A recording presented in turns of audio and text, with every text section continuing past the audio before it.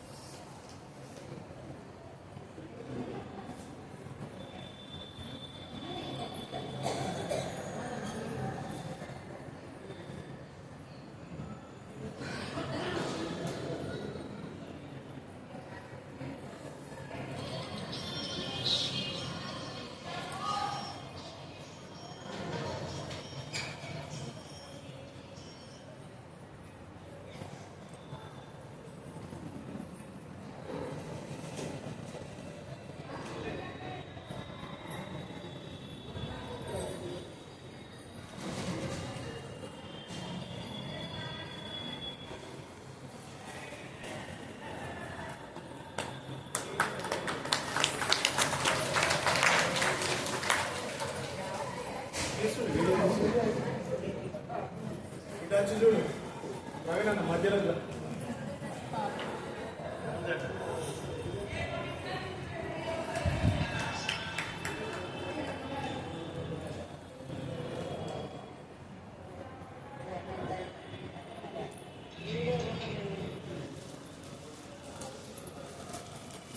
Photos తీయాలా? Photos తీయాలన్నా?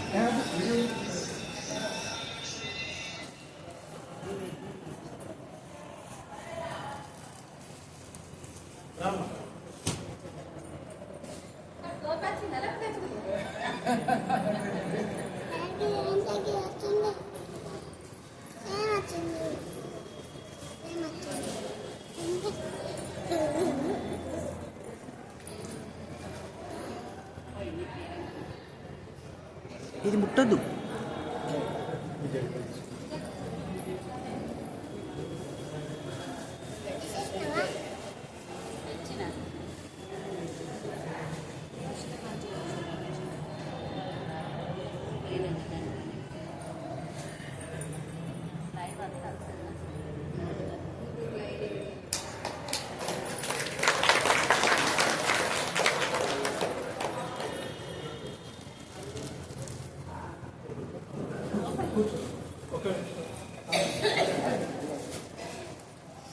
ఒకసారి హిందీ కష్టాల తర్వాత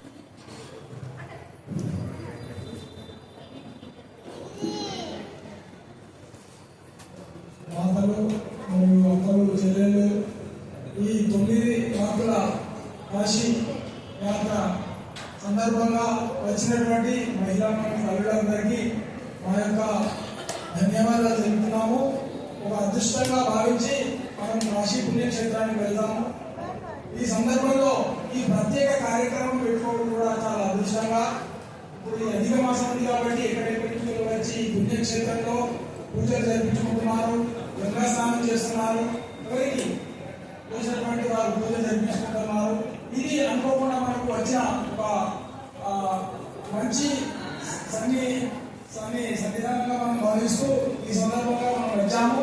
అందరూ కలిసి కార్యక్రమం జరిపించుకున్నందుకు మరియు మన విశ్వనాథ రమేష్ తమ్ముడు గారు మరియు మరదల్ గారు అన్ని కష్టాలు కోర్చుకుంటూ ఇంతమంది సభ్యులను సేకరించి ఒక 150 మంది సభ్యులతో రైల్లో ప్రయాణం చేస్తూ కాశీకి రావడం, 9 రాత్రులు పాల్గొనడం, అన్ని దేవాలయాలు దర్శించుకోవడం ఒక అదృష్టంగా భావిస్తున్నాను. అలాగే మీరు కూడా ధన్యులైతారని భావిస్తున్నాను. ఈ సందర్భంగా ఈ రకంగా మమ్మల్ని సన్మానించినందుకు విశ్వనాథ రమేష్ తమ్ముడు గారికి మరియు అధ్యక్షురాలు లక్ష్మి గారికి, ఈ కమిటీ శ్రీ లలితా సేవా ట్రస్ట్ 2వ వార్షికోత్సవం సందర్భంగా ఇక్కడ కాశీలో జరుపుకుంటున్న సందర్భంగా చాలా సంతోషము. అలాగే చిరు సత్కారము రమేష్ గారికి. తర్వాత ఓకే అన్నలు డబుల్ సంధి ఒక్కోసారి అన్నలు ఒక్కొక్కరుగా దయచేసి రావాలి. చిన్న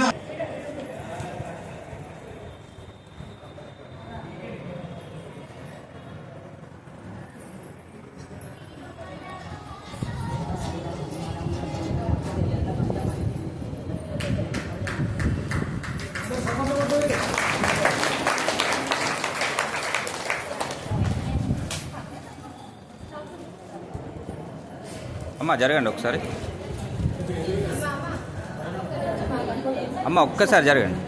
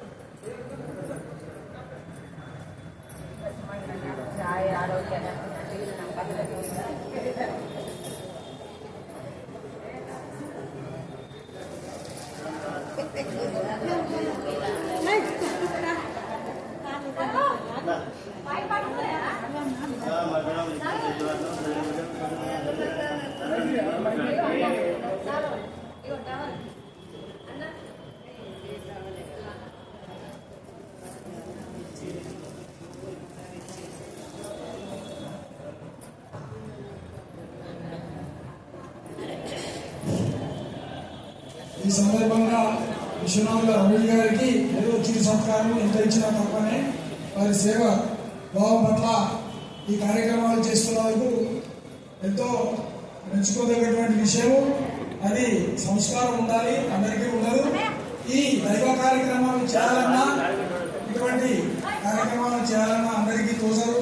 ఈ రకంగా ఇంతమందిని ఏకం చేసి సాధక బాధకాలను ఓర్చుకుంటూ ఇవాళ మనం ఒక కుటుంబ సభ్యులను తోలుకొని ఒక యాత్ర పోవాలంటే ఎంత ఇబ్బంది అవుతుందో మనం అందరికీ తెలుసు. ఈ 150 మందితో పోతున్నా చెప్పినప్పుడు ఈ 150 మందితో ఎట్లా మనం కవర్ చేయగలుగుతామనే సందేహం కూడా నాకు వచ్చింది. అన్నారు ఎట్లయినా రాను తప్పకుండా రావాలి, మీ తప్పడం అంటే నేను కూడా రావడం జరిగింది, చూస్తున్నాను. ఈ మహిళా మండలి అందరూ ఒకరితో భరించుకుంటూ కష్టాన్ని నష్టాన్ని భరించుకుంటూ వచ్చినందుకు పుణ్యం వాళ్ళు గడుపుకున్నట్టు ఈ కాశీ క్షేత్రంలో మనం అలాగే మన అందరి పుణ్యం కూడా పరమేశ్వర గారి దంపతులకు ఉండాలని చెప్పి నేను కోరుకుంటాను. ఈ సందర్భంగా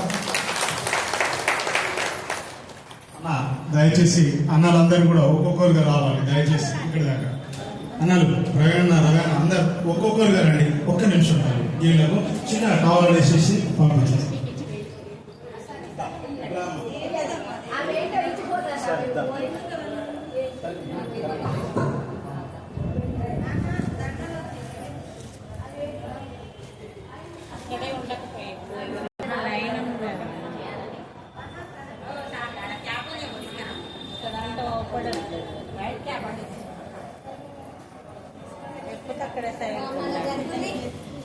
అమ్మ పక్క జరగండి, కనిపిస్తలేదట. ఏం కావాలి?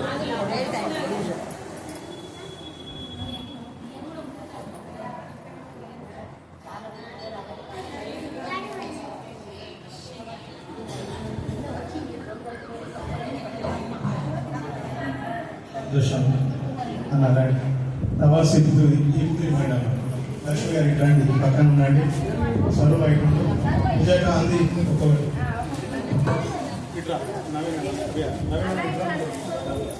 అలా ఒక్కొక్కరుగా దయచేసి చిన్న సత్కారం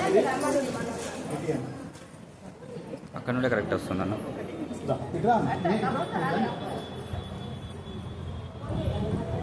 ఎదురుంగనా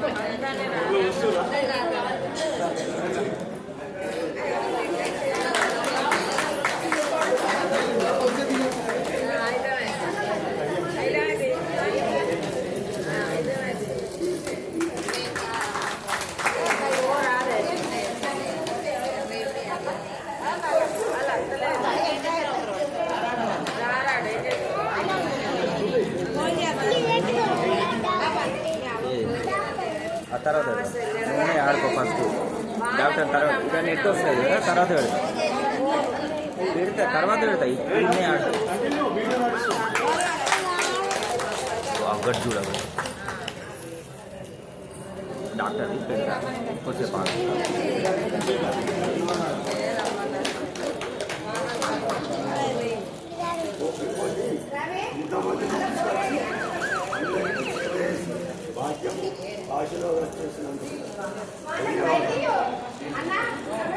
ముట్టద్దు నడుస్తుంది కదా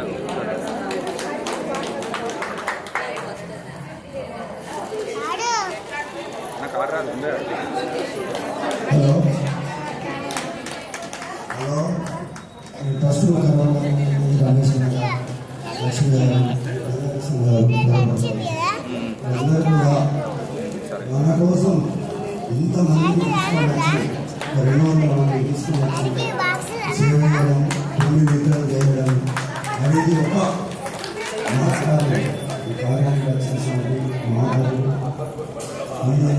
అందరికీ నమస్కారం. ఇంత అద్భుతమైన ఈ కార్యక్రమం తలపెట్టిన ఈ సేవా ట్రస్ట్కు అభినందనలు కృతజ్ఞతలు.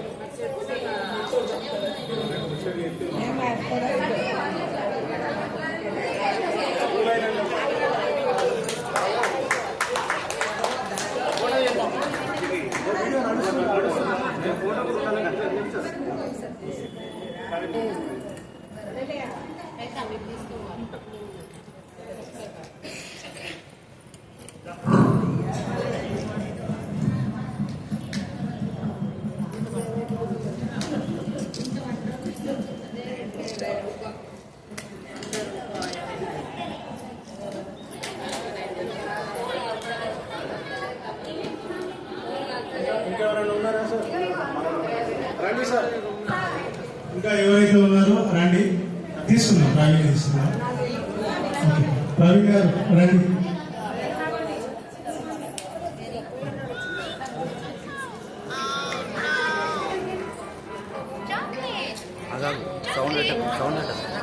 సౌండ్ పెట్టకు సౌండ్ రికార్డ్ అవుతుంది అలా ఇల్లు వస్తుంది సౌండ్ ఆగమ్మా. అట్లాగే చాలా సంతోషం ఉండాలి మీ అందరి సమక్షంలో. ప్రవీణ్ గారు ఇక్కడ రండి. లక్ష్మి ప్రవీణ్ గారికి మాకు టెక్నికల్ వర్క్ చేస్తూ మన యూట్యూబ్ సంబంధించినటువంటి కార్యక్రమాలు కానీ మనకు వెబ్సైట్ కూడా ఉంది, శ్రీ లలిత సేవా ట్రస్ట్ .org అని మన వెబ్సైట్ కానీ యూట్యూబ్ కానీ టెక్నికల్ వర్క్ ఏదైతే ఉందో ప్రవీణ్ గారు చూస్తూ ఉంటారు. మనకు మేజర్గా అంటే పరోక్షంగా సేవలు ఇస్తున్నటువంటి వ్యక్తి తాను. వారు ఈ సందర్భంగా వారు మనతో రావడం, ఈ కార్యక్రమం పాల్గొనడం చాలా సంతోషంగా భావిస్తూ వారికి హృదయపూర్వక ధన్యవాదాలు తెలియజేస్తున్నాం. Thank you sir. ఇక దయచేసి ఒక్క 2 నిమిషాలు ప్రశాంతంగా కూర్చుంటే ఒక 2 ముచ్చట్లు మాట్లాడుకుందాం. ఇక అసలు ముచ్చట కాదు. కూర్చున్నాము, మీరు కూర్చున్నాం. అమ్మా,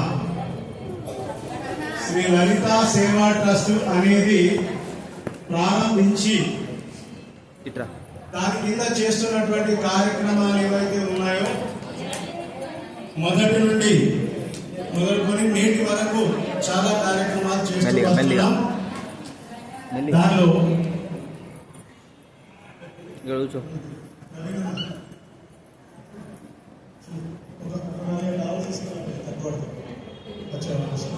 అయితే శ్రీ లలిత సేవా ట్రస్ట్ ఎప్పుడైతే ఇంత గర్వంగా మీ ముందు ఇంత సవినీయంగా ఎందుకు చెప్తున్నానంటే మీకు అందరికీ తెలుసు 10 మంది వస్తేనే 10 రకాల సమస్యలు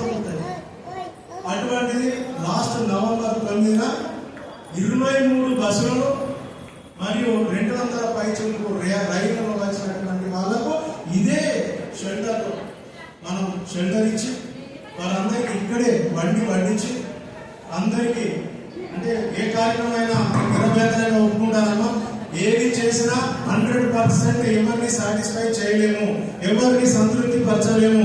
నేను ఇది నిరభ్యంతరంగా నిర్మోహమాటంగా ఒప్పుకుంటా. ఎందుకంటే ఏ కార్యక్రమం చేసినా, ఎంత మంచి బిర్యానీ పెట్టినా, బాగాలు పెట్టినా, ఎంత మంచి భోజనం పెట్టినా, ఎంత మంచి కార్యక్రమం చేసినా ఎక్కడో కూడా అసంతృప్తి అనేది వెలువడుతుంది. అది అందరికీ ఈక్వలైజ్ కావచ్చు కాకపోవచ్చు, నేను దాన్ని దృష్టిలో పెట్టుకోలేను. కాకపోతే మా అదృష్టం ఏంటంటే అంత మందిలో కూడా ఎవ్వరికి కనీసం అది అప్పుడు ఎప్పుడు అంటారు ఇట్లాంటివి కానీ అట్లాంటివి కానీ జరగకుండా దావకాలు కాకుండా మేము అన్ని వందల మందిని తీసుకెళ్ళి ఎవరి ఇళ్లలో వాళ్ళని చేయే విధంగా నేను చేసినాం. దాని గురించి మాట్లాడుతున్నాం. ఈ విషయమై ఈ 1200 మంది విషయమై గౌరవ కిషన్ రెడ్డి గారికి రైతు విషయమై మేము రిక్వెస్ట్ చేశాము. వారి వల్ల కాలేదు. గౌరవ మంత్రి వర్యులు బండి సంజయ్ గారిని అయ్యా మేము 1200 మంది వెళ్తున్నాము, మాకు ఏదైనా హెల్ప్ చేయండి అని అడిగితే 1200 మంది తీసుకోకూడదు. ఆయన బండి సంజయ్ గారు 1200 మందిని మనం కాశీ తీసుకోకూడదు. ఓకే మేము బుక్ చేసుకున్నాం, తప్పలేదు, తీసుకొచ్చిన కష్టమైన భరించడం, కొన్ని మాటలు పోవడం, ఎంగిలి చేత కూడా ఆశీర్వాదం తీసుకున్నాం. మేము ఆరోగ్యంగా ఉన్నాం, వాళ్ళందరూ కూడా ఆరోగ్యంగా ఉండాలనుకున్నాం.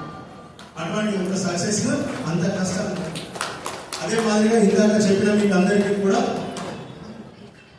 మే 15న ఆర్యవైశ్య సత్రంలో 1800 మందితో మీరు ఎవరైనా అది నయా పైసా ఎవరైతే పారాయణానికి వచ్చారో మేము ఎవరి దగ్గర పైసా ఆశించకుండా పార్టిసిపేషన్ సర్టిఫికేట్ ఇచ్చాను, లింగాష్టకం ప్రింట్ చేసిన కార్డు ఇచ్చాను, ఒక వాటర్ బాటిల్ ఇచ్చాను.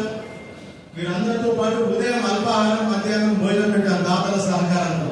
1800 మందితో సహస్ర లింగాష్టక పారాయణ కార్యక్రమాన్ని విజయవంతం చేశారు.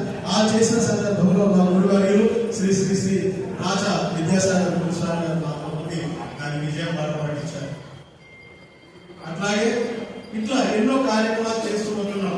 ఒకటే ఏదో సడన్ గా అనిపించిన మాదిరిగా కాశీలో ఈసారి చేయాలనుకుంటున్నాను మా గురువు గారితో అన్న అయ్యా ఏమైతే కాశీలో మన వార్షికోత్సవం చేద్దాం ఒకసారి ఈసారి అని అన్నాను.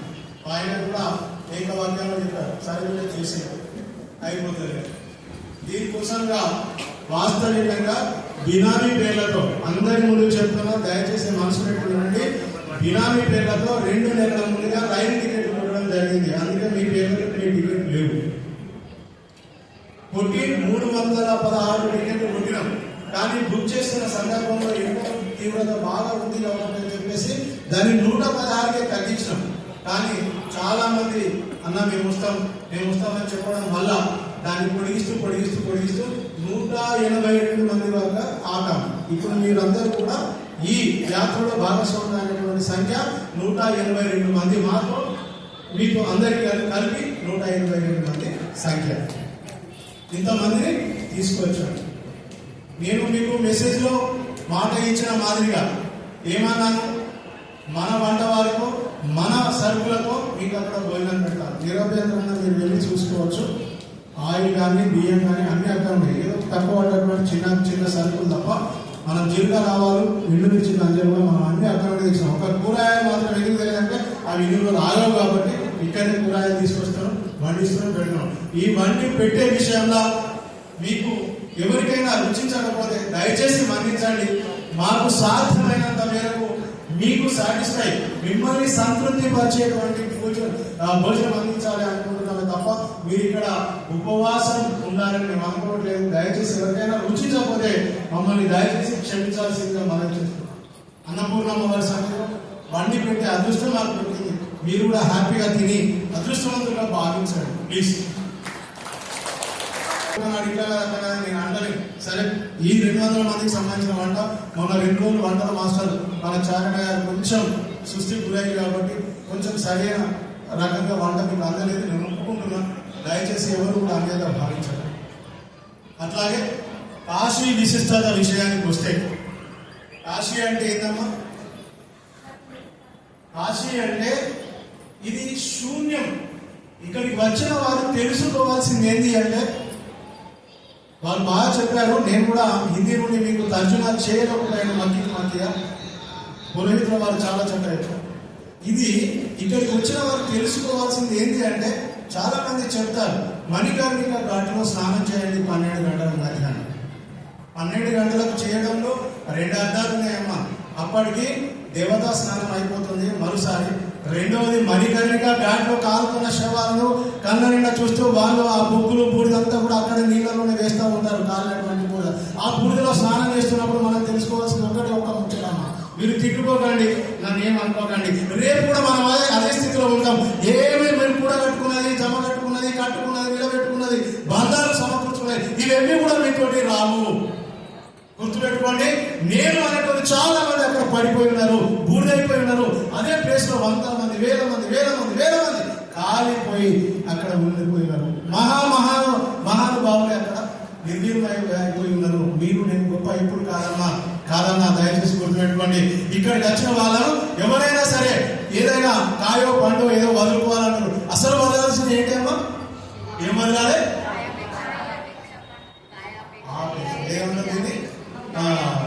ఇవన్నీ కూడా మన మోహం, మదం, ఆచారాలు ఏవైతే ఉన్నాయో ఇవన్నిటిని వదులుకొని ఓన్లీ ఎప్పుడు లేడు నాకు, నేను శివుడి దగ్గరికి వెళ్తా, శివుడే నాకు అంతిమంగా ఉన్నాడు అని అనుకుంటాడు. రెండో అర్థం ఏందా అమ్మ?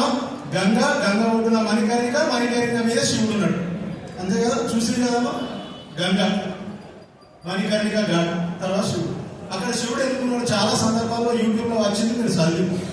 ఆయన ఎందుకుంటాడట అంటే, అక్కడ పక్కనే వీళ్ళందరూ నాది నా కొడుకు, నా బిడ్డ, ఇవన్నీ సంపాదించుకునే అన్ని రేపు ఆయన తీసుకొచ్చి 4 అడుగులు నోట్లో మన స్వచ్ఛమై తీసుకుపోయి ఆయన అడిగాలో పెడితే వాడు అటు మన ఇంటి దాకా బాగా కష్టమైంది.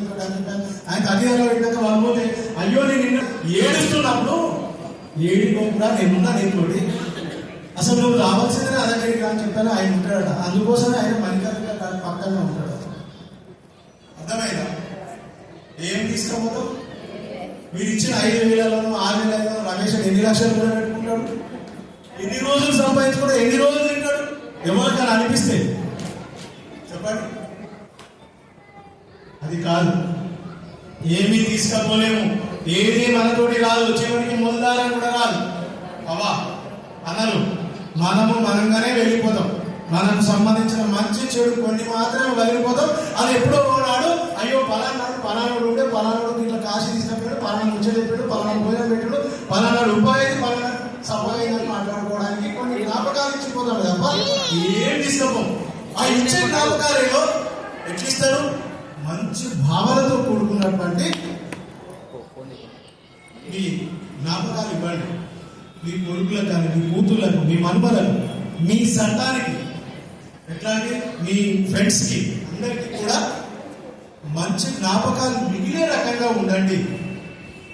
ఫైనల్ గా చెప్తానమ్మా ఒకటి, నేను ఇంతకు ముందు ఒక ఆయన హిందూ సమ్మేళనాలు జరుగుతున్న సందర్భంలో ఒక గురుజీ ప్రసంగిస్తాడమ్మా. ఈర్ష్య అనేది ఎట్లుండదంటే, భగవంతుడు ఇంటికి తిరిగి నీకేం కావాలని అడుగుతున్నాడు. చూసి ఒక చావాలని ఆయన ఒకసారి చెప్తా అంటే, ఇంటి పక్కన ఉంటాడు, పక్కన ఇంటికి పోయినా స్వామి అని ఉంటుంది, పోయినా ఎందుకమ్మా అంటాడు. ఆమె ఏం కోరుకున్నది అని, నువ్వు ఏది కోరుకున్నావు, నీకంటే 2 కావాలని కోరుకున్నది ఆమె అని స్వామి చెప్తాడు. ఎవరు? భగవత్ సాక్షి శివుడే చెప్తాడు. అంటే ఏం కోరుకున్నదంటే, ఏం లేదమ్మా, నువ్వు ఏది కోరుకుంటావు దానికంటే 2 నాకు కావాలని చెప్పి కోరుకున్నది అని. అట్లా నేను ఆలోచించి నాకు ఒక కళ్ళు పోవాలి స్వామి అని కోరుకుంటుంది. ఎందుకంటే ఆమె 2 కళ్ళు పోతే పెట్టమని. అంటే ఆలోచన విధానం అనేది చూడండి. నేను చెడ్డా సరే, ఎదుటి బాగుండదు. ఈ విధానం మార్చుకోండి.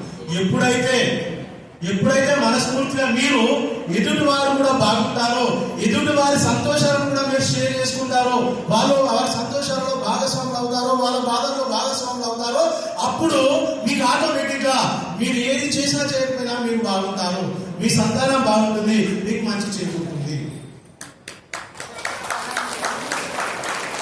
అర్థమైందా? ఎప్పుడు కూడా తప్ప తన ఖాళీ తిరిగి నొడ్ల మనం మంచిగా అయింది, ఒకటే ఖాళీ కదా, 2 గెలిపితే అది సరైనది కాదు కదా. సరే అయ్యో గట్లయినా అయ్యో బాగా చూశారు. వాళ్ళ బాధలు షేర్ చేసుకోవాలి. ఎప్పుడైనా కానీ ఏమంటారు చూడండి, గతించిన వారు ఎప్పుడు మహాత్ములైనట. వారు ఎంత పాపం చేసిన సత్యంలో ఎప్పుడైనా కానీ మనం మంచి సంస్కరించి మాట్లాడతాం వారి గురించి. కానీ బతికినప్పుడు కూడా అట్లాంటి మాట్లాడే విధానం నేర్చుకోండి. ముఖ్యంగా ఆడతలు అందరికీ చెప్తున్నా, ఎప్పుడైనా సరే ఎవరిని ఉద్దేశించి మాట్లాడాల్సి వచ్చినా సరే ఈ నోట్ల మనవాడా లేకపోతే అగ్గిలా ఇటువంటి మాటలు మాట్లాడకండి. ఎప్పుడు కూడా అది మంచి విధానం కాదు. నీ పిల్లలు తిట్టినా ఎదుటి వారిని తిట్టినా ఎవరు తిన్నా నీ కడ్డ సల్లవని నీ కడ్డ సల్లవని ఇట్లా వేసినట సల్లకుండా అంటే తిట్టండి.